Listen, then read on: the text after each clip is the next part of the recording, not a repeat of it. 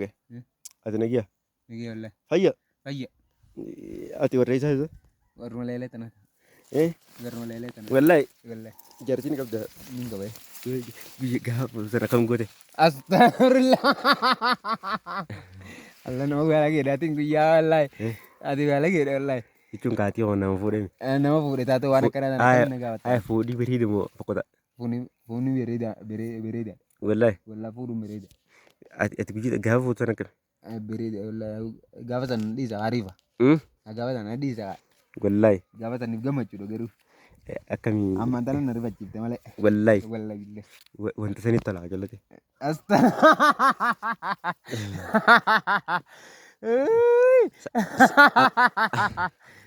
Astagfirullah.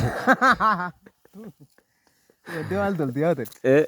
Maal tolti? Khayri waa khayraata. Wallahi. Wallahi billee. Angaruu wanti na angaruu waan na ajaa'ibsirra. Bakka namni kun ka maaliif akka fuudhuun na ajaa'ibsiise?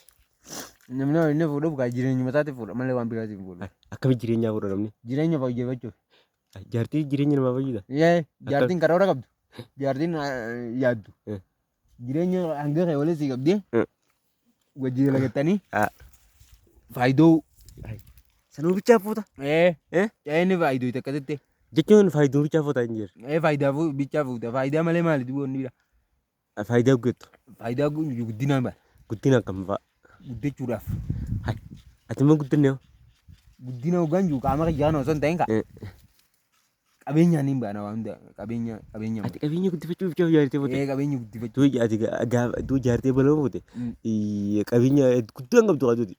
Maali jaartiitu akka malee natti qaasilaanii fi jaartiin nama nagayaa taate nagayaan calloo sii qabdu taate hanga sii beektu taate silaa wayiin as jiraanu. Eessertu? Silaa kaataan waan biraa beekame silaa kaataan magaalaa hundi mana ijaareen. Ilmaan keessan oduu mucaan keessan sidha isaarra. Ammaan tana na dheeysaa qolee waa. Anaan na dheeysanis ka ammaaf na dheeysanillee booda beek kanarraa dhaqan hin qaban. Boodaanuma dheeysuu taane hanga amma na dheeysaa sani.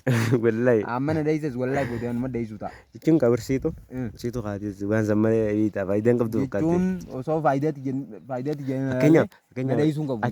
ati guuftes waan sanii faayyi maleeti. Waan sani astagfirullaa wallahi waan akkasiiti khayri. Waan akkasiin barbaadu. Waan akkasiiti jireenya kiyyaaf jeeti malee. Bakka ammaan na fixattee hunda. Fixadhaa. Ni fuutaan buute. Ni fuudhee. Wallahi. Wallahi billee ganaan fuudhuu ta'a. Maaliif fuutaa? Wanni ni fuudhuuf. Tacarraa ta'aa hunda beeku.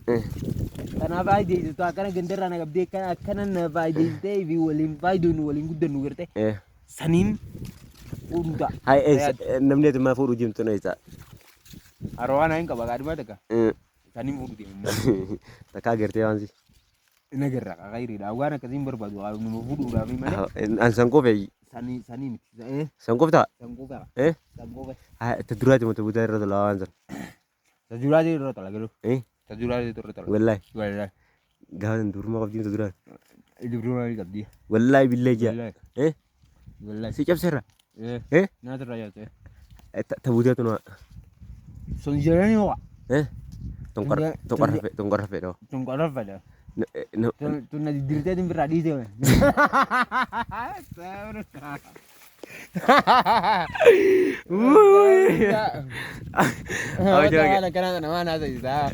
Si waraabbi jiraan. Wallahi. Wallahi.